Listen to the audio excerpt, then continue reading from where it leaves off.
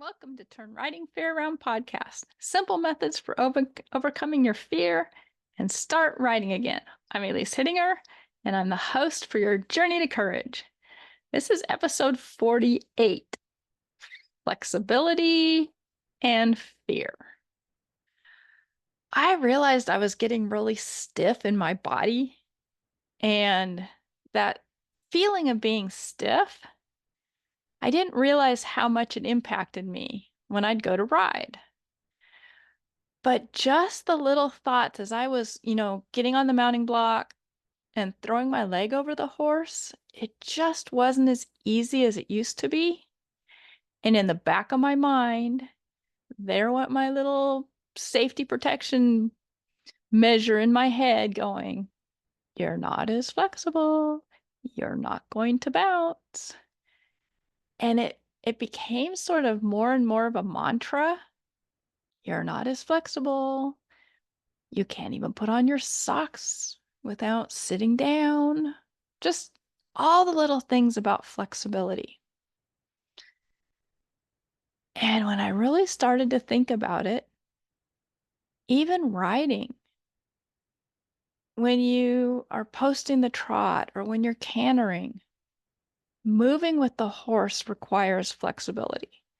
And it may not be a lot of movement, but it's the little movements that get you. And when you're not as flexible, that puts just a little bit more tension in you and a little bit more tension in your horse. So the first thing I really want to talk about is physical flexibility. And you think, what can you do about that?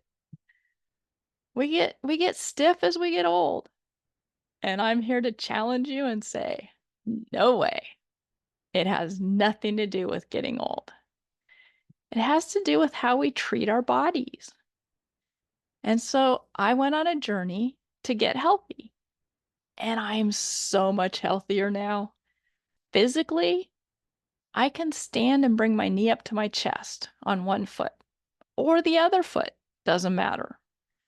But I couldn't do that a number of years ago. So I changed what I was eating. I changed a lot of things about my diet. And I started practicing flexibility. Just a little bit now and again, here and there. For instance, when I brush my teeth, I'll pick one foot up behind me and see if I can touch my butt. Or I'll pick the other foot up. Or I'll stand with my legs apart and just rock back and forth, kind of like I'm riding, and see how far apart I can get my feet without sliding and falling on the floor and doing, the splits. But flexibility is so important. Flexibility in our arms. It was crazy. I went to put my arms out to the side and up to my head, and I couldn't do it. I could put them forward and up to my over my head, but I couldn't put them out to the side and then straight up over my head. And I thought, wow, my shoulders are really stiff. And it took just a little bit of effort and a little bit of working on it. And my physical flexibility, huge. It's better than I was as a kid. I was never very flexible, not even when I was little. I always admired all my gymnast friends that were so flexible, but I could never even do a back bend. So I've never been a body type that was really flexible, but I am flexible enough to ride again, and it feels so good. The second type of flexibility I want to talk about is mental.